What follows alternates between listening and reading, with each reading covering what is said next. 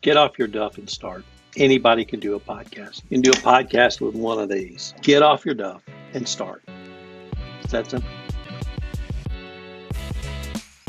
Podcasting for personal branding. It is so important to get your message out there. And podcasting, being a guest on someone's podcast, is so easy nowadays with tools and softwares and such. And then even hosting a podcast is so easy.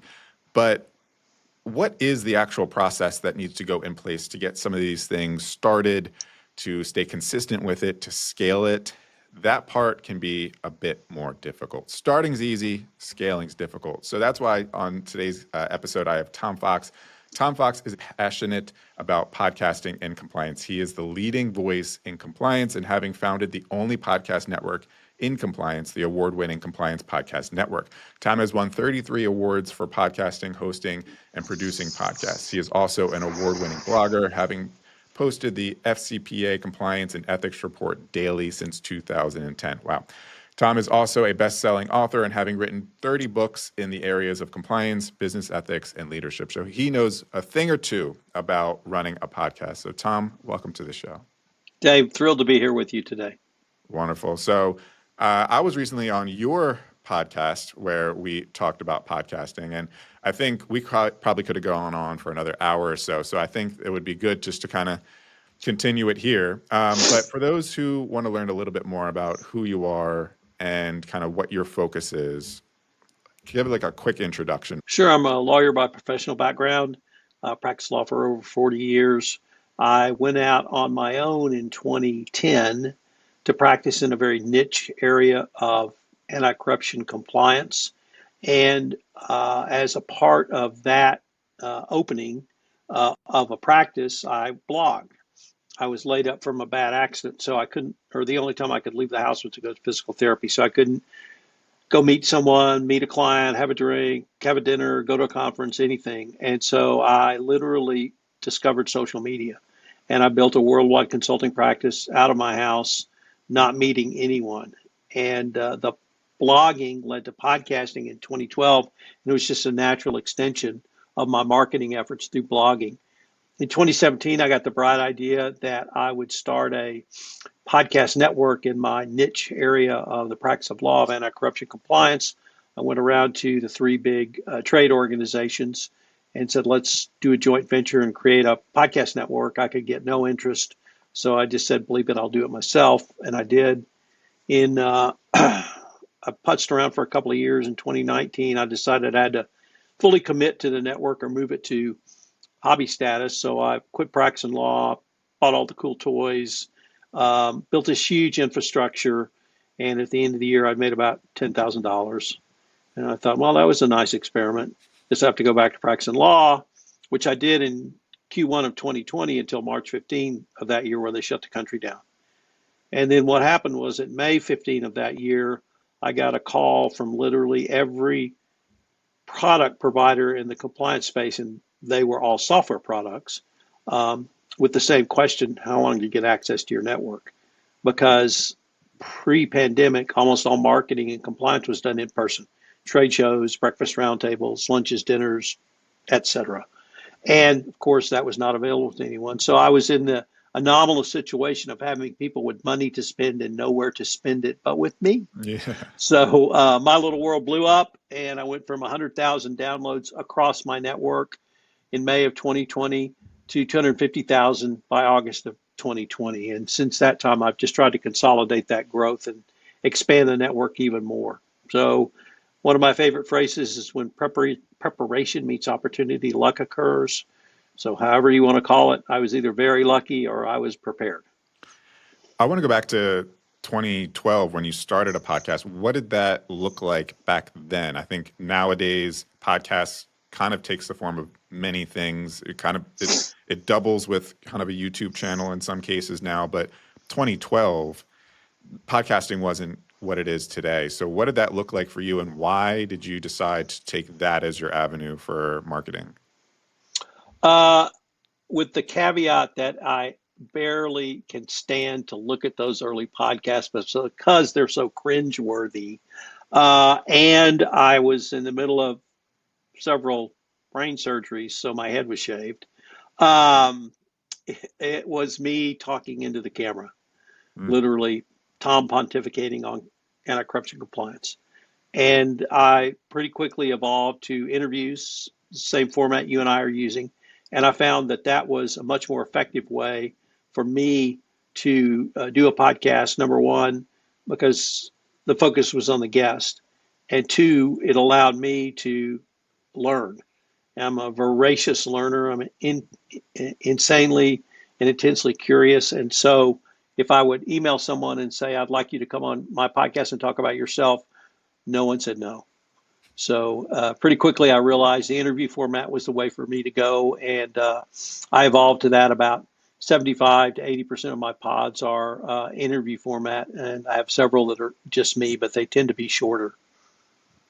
yeah, I think a lot of people feel the same way you do. I know I felt the same way early on. Is put the spotlight on the guest, and I'll just be over here asking questions. What was the initial strategy, if you were thinking about it at all back then, with the podcast? Because you said you switched to guests coming on, and it still takes a lot of time and effort to run a podcast. How were you thinking about, okay, how is this going to translate into an ROI? How am I like, what's the result that I'm looking for out of guests coming on to my podcast? You have ascribed to me a level of sophistication and planning that did not exist.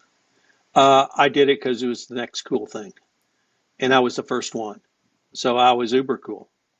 And people would come on my podcast because I was literally the only podcaster in compliance. I didn't think about ROI.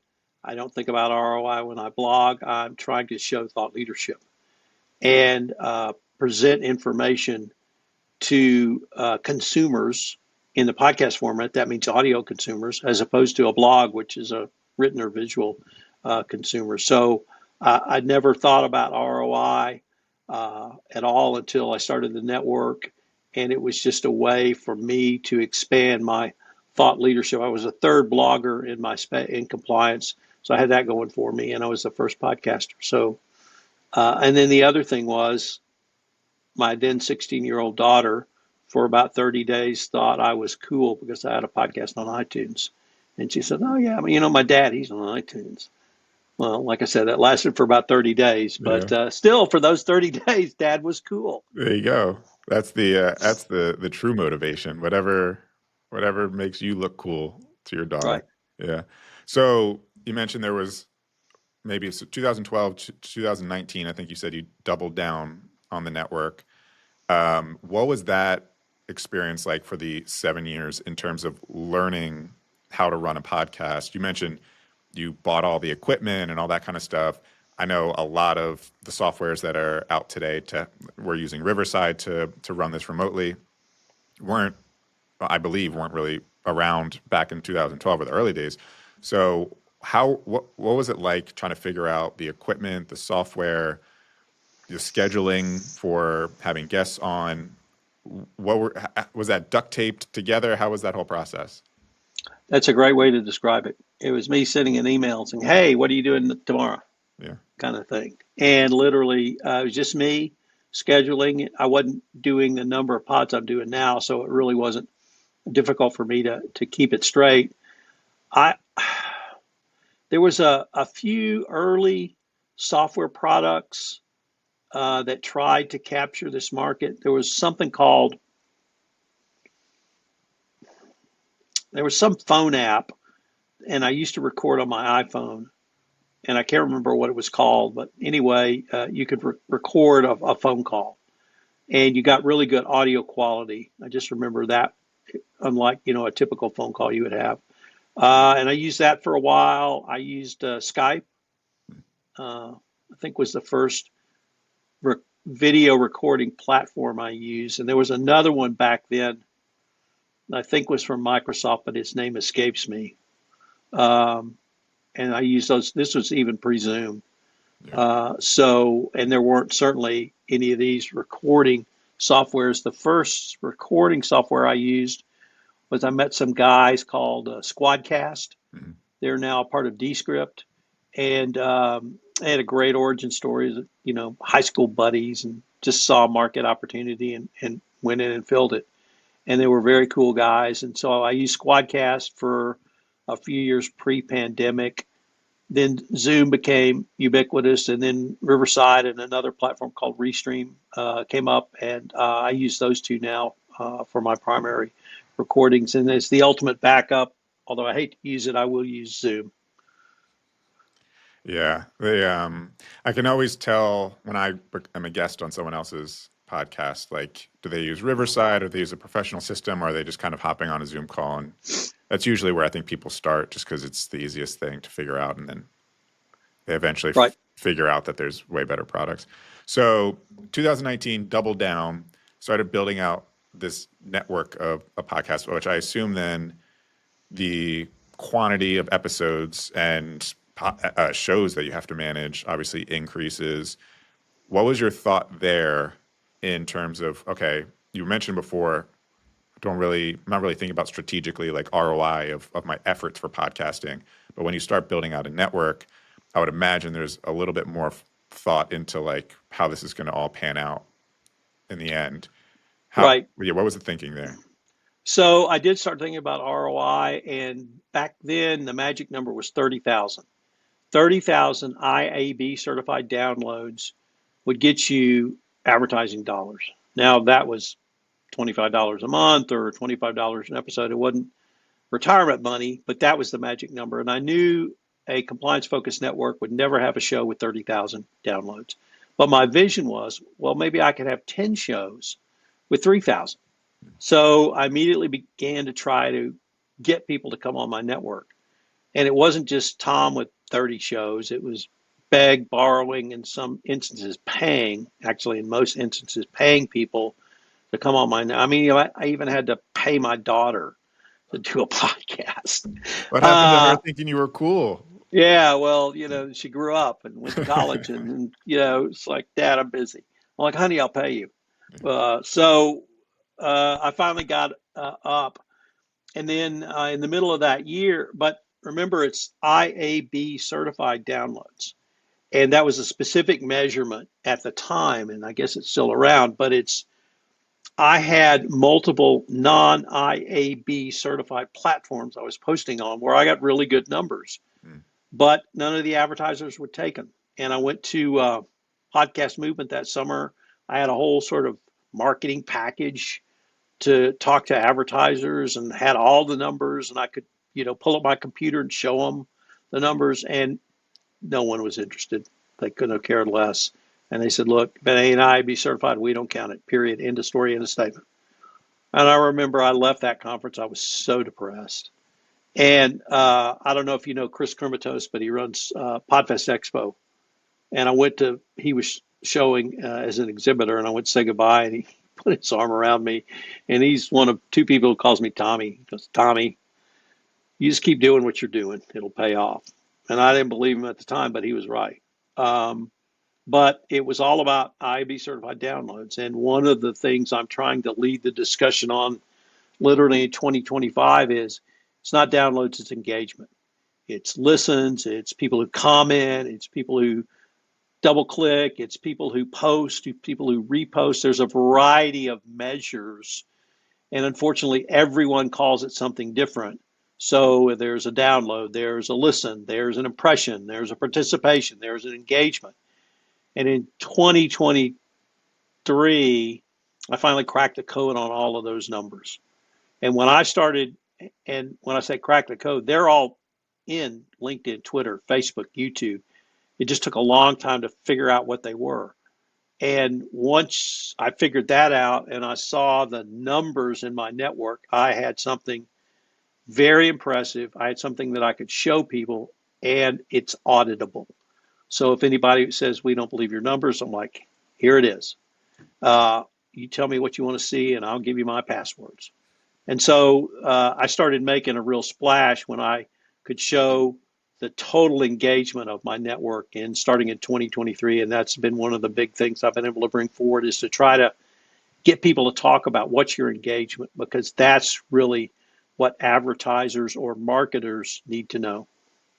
Interesting. So when you say engagement, Do you mean the repurposed content onto other platforms, or people engaging on the streaming or YouTube platforms of the episode? All of the above and much more. Okay. So it can be any of those, but it's any time somebody touches your podcast.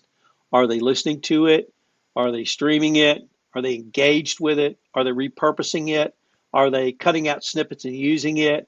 Are they commenting on it? Are they sending it to their internal networks? All of those things are valid measurements, and they're valid measurements of your entire reach. And that's what advertisers are most interested in, is what's your reach? Mm, okay.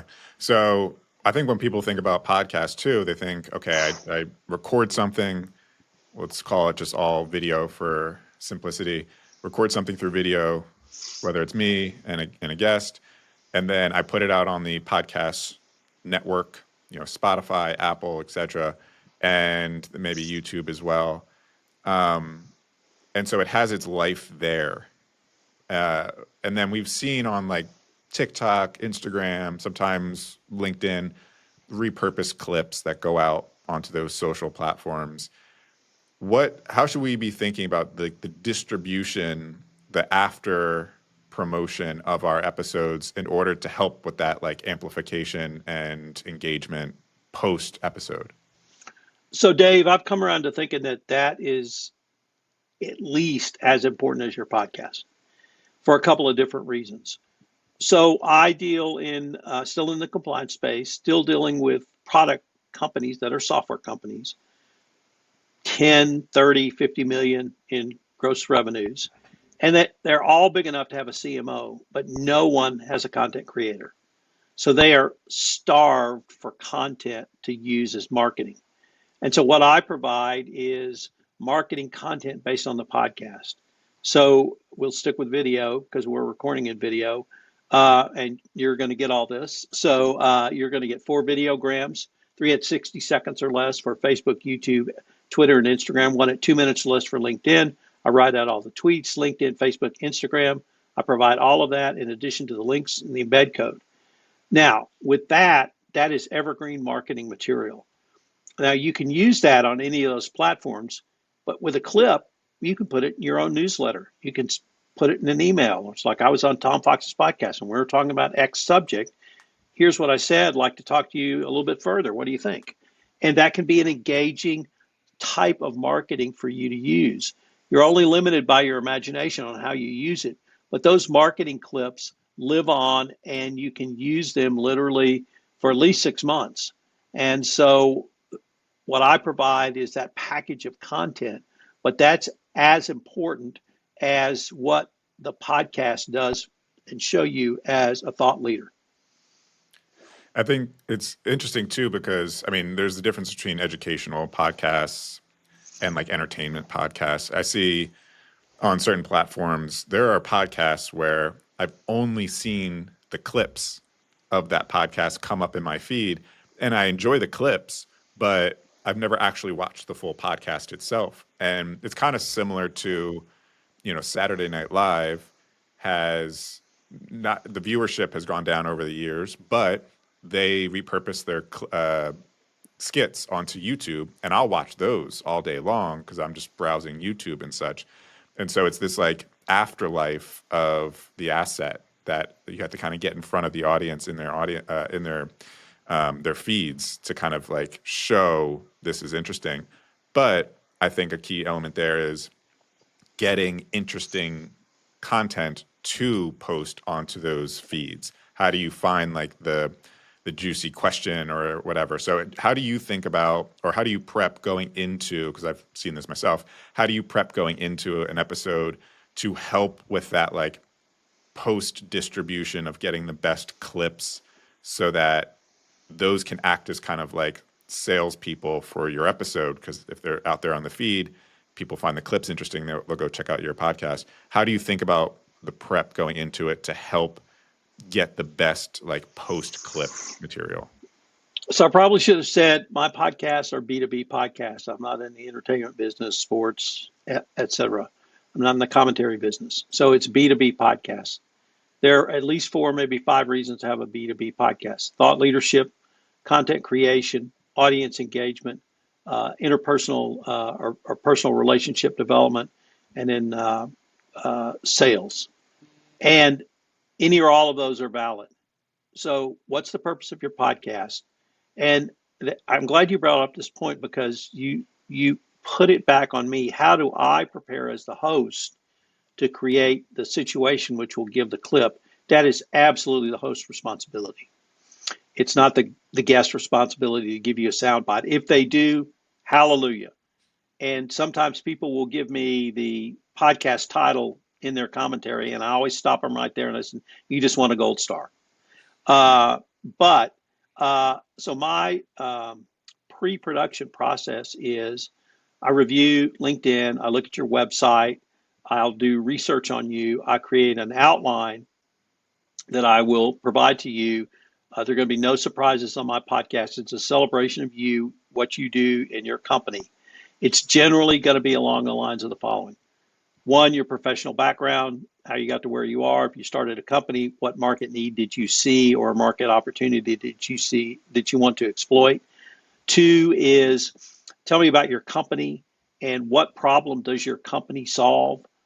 What's its unique value proposition, I think would be the marketing term. Three is how do you see what you do going forward? So asking you to look down the road a little bit. And now, of course, that's around AI. And then finally, let's look down the road 5 years. Where do you see you? Where do you see your company? Where do you see compliance in 5 years? So I have numerous questions within that format, but that's the general format I use. And I'm always able to get clips based upon that format. I provide that outline to the guest. If the guest has any comments or wants edits, fine with me. We'll make those so that they know going in what I'm going to ask. Now, I do tell people I'm a complete, total, and utter geek. And if you open a rabbit hole, I reserve the right to go as far down as I can. And every compliance person's a geek. So they all love that. Yeah. And so, and the podcast people are geeks too. So, we can go down a rabbit hole. I try to do 20 to 30 minutes, but that's not a hard and fast rule either. So that's the process. And the software I use to prepare me to get the outline is Notion. And I know you use Notion. I don't use it perhaps as comprehensively as you do, but it's my main scheduling and production kind of process platform. Yeah, I'm a big content systems and tech nerd, so that could be my rabbit hole. But with that, I mean, you started to tease what I was going to ask next is, okay, before the podcast, I asked, how many podcasts are you on per day? And most of them are you hosting the podcast? And you mentioned like 3 to 4 per day. And I'm saying, sometimes I'll have 2 a day and my brain will be fried. And then there's there's prep, there's the actual recording, and then there's the post that we talked about. What are your systems, resources, people that you have in place to help you manage this entire network? So in addition to Notion, I have this superwoman named Jaja, and Jaja runs everything. She contacts all the guests, she does all the onboarding, she schedules me, she tells me, here's where you need to be, here's the time you need to be, here's the outline you need, go forth and record, Tom. And then from there, I take it over. I do all the post-production, I do all the editing, I create the social media sharing assets. There are tools that will do that for you, Descript, and there's some others. But I still like to do that myself because I like to see the clip I'm creating. Riverside does that now as well, so that's another resource. And if you just want clips, all of those are very, very good. But I still do that manually myself. Do the production, create the show notes, post the show notes, produce up the episode in GarageBand, and then post to the podcast platform. So and for me, that's megaphone. Descript for the clips, but you use GarageBand for the episode? Yes. Oh, is there a reason you don't use Descript for the episode?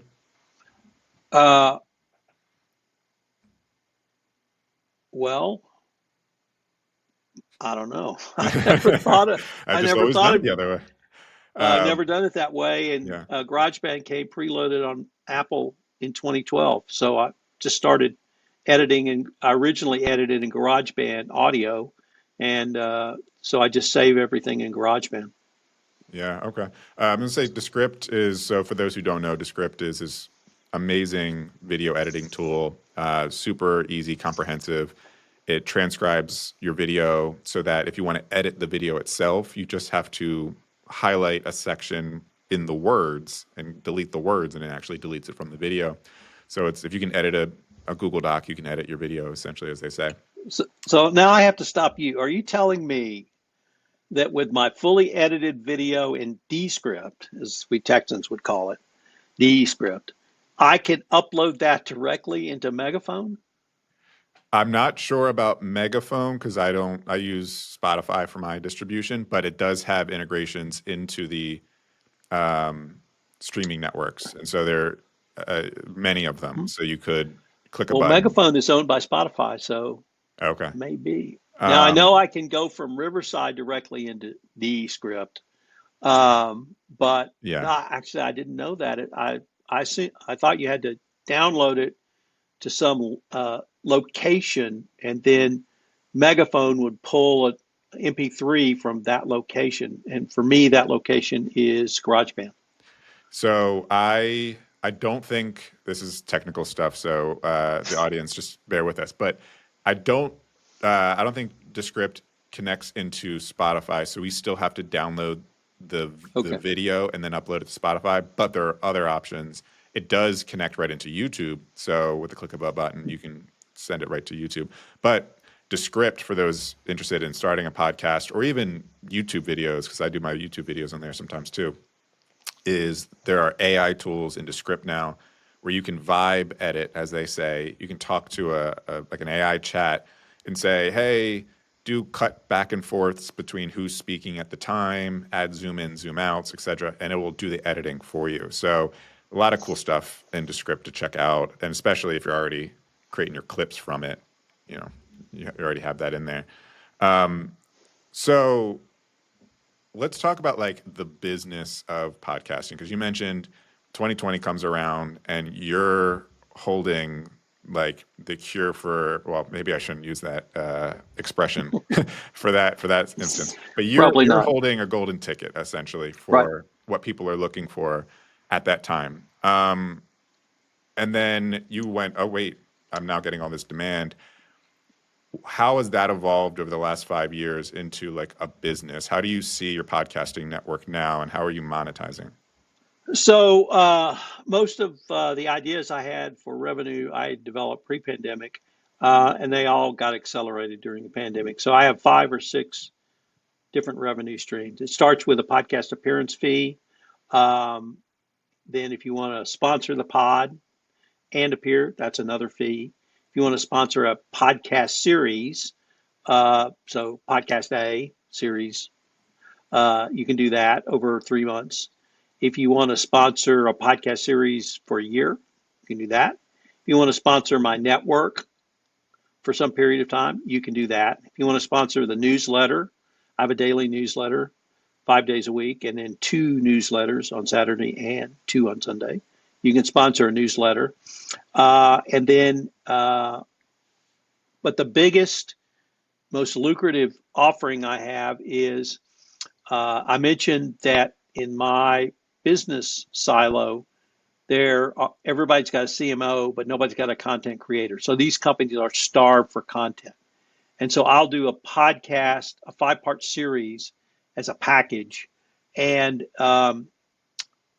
it's 5 podcasts with one general theme or storyline. But within the podcast, they're all standalone episodes. They are relatively short at 15 minutes, and that's by design to focus on one topic, one guest, one topic for 15 minutes. But when you put all 5 together, you've got an hour and 15 minutes of a comprehensive topic. Then I create 4 social media shares or videograms rather. Then I write out all the sharing materials. That's about 15 different pieces of content per episode. I write a blog for each episode. I re-edit the blogs into a longer form white paper. So a company gets about 35 pieces of social media marketing content in addition to the podcast, the 5-part series.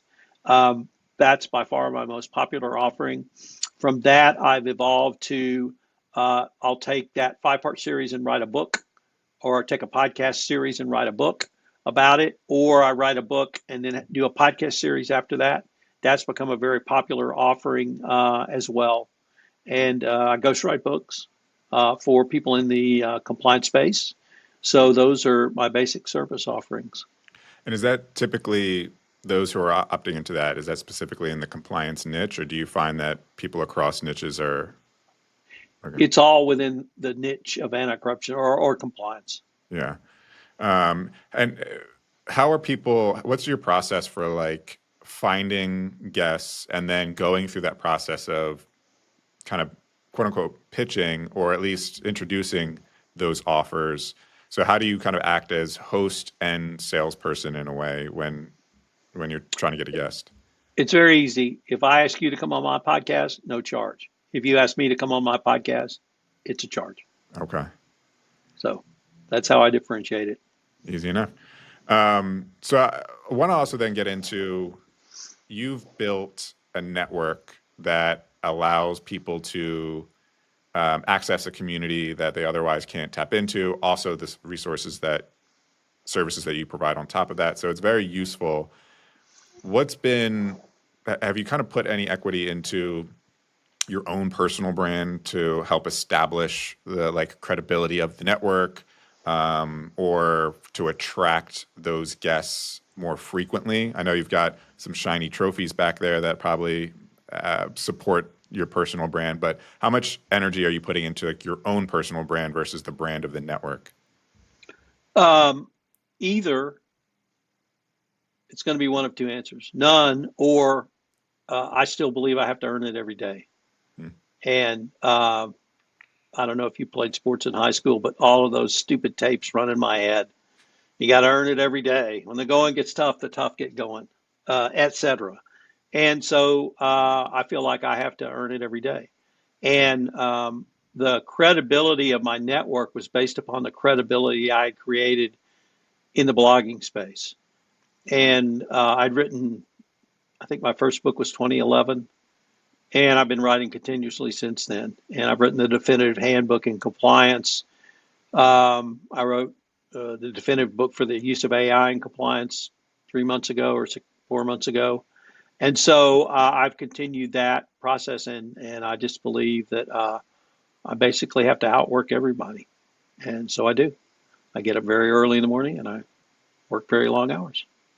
Yeah, I was going to say, to host 4 podcasts and then do all the post-production yourself seems like a lot of work. It is. Yeah. It is. I work 12 to 15 hours every day and 8 hours on Sunday. I take Saturday off to be with my wife. So, and then with that, so this, you mentioned you needed, you had $10,000, 2019, and it was a good experiment. I want to ask you, what your numbers are today, but how healthy of an income do you have now that would, I guess, speaking to our audience, if they were like, I'm kind of interested in this, do you find that this process, what you're going through today, is like, I'm making enough income to make this all worth it? 6 figures. Yeah. So yes.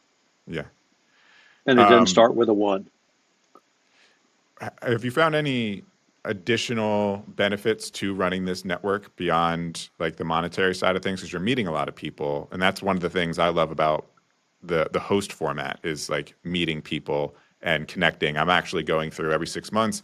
I go back through my podcast guest list and I reconnect with them over a catch-up call. And I just had one before this, and we realized we're like on a very similar trajectory, and how can we work together again? So what are some of the other benefits of just running this podcast network? Absolutely. Number one, it appears as if I'm the smartest guy in compliance. I am not, but I'm talking to the smartest people, and I'm talking to everyone. So I'm able to connect the dots, and I can see around corners, not because I have Superman see around corner vision, but because I'm talking to people who are already around those corners. And so my book on AI in the use of compliance. I interviewed 6 people in compliance who had developed an interest in AI very early, and I was able to take everything they had done and put that together in a book. And the book's been very successful. So it's made me a much better lawyer, a much better compliance professional, much better thinker, a much better writer and author. I get to meet people like you, which is insanely cool. I don't know if you know who Dave Jackson is, but he's an old guy of podcasting. He's in the Podcasting Hall of Fame. I interviewed him last week or 2 weeks ago, and he's like, Tom, I can't believe we've never been together on a pod. This is so great. I'm like, I'm talking to Dave Jackson, that kind of thing. That's your So, Michael Jordan. yeah, exactly. And I just get to talk to the coolest people, and everybody knows who I am. And I've been able to help educate and influence literally a generation of compliance professionals. And now I'm trying to do the same for podcasters. Love it. Well, I look forward to following that journey because, this podcaster could certainly take some notes. So, Tom, thank you so much for being on today's episode. Before we leave, what I like to do is kind of end each episode with, if you kind of had your, ideal person that you want to speak to. In this case, let's call it the entrepreneur, the personal brand who wants to get into podcasting. What's the one thing that you want to kind of like make sure you grab them, shake them, and make sure that they realize this one thing? Get off your duff and start. Anybody can do a podcast. You can do a podcast with one of these. Get off your duff and start. It's that simple. There it is. That's there's the headline right there. And also, too, if people want to learn a bit more about you, about your network, where can they go to find a little bit more information about you? So LinkedIn is great. Love to connect with anyone. It's Thomas R. Fox. The network is the Compliance Podcast Network, www.compliancepodcastnetwork.net. And if you want to go rural, the Texas Hill Country Podcast Network I have another podcast network in the rural part of Texas I live in, the Texas Hill Country Podcast Network.com. Perfect. All those links will be in the show notes below. Tom, thank you so much for being on today's episode. It was really my pleasure. Thank you. Wonderful. See you all in the next episode of the Personal Brand Blueprint.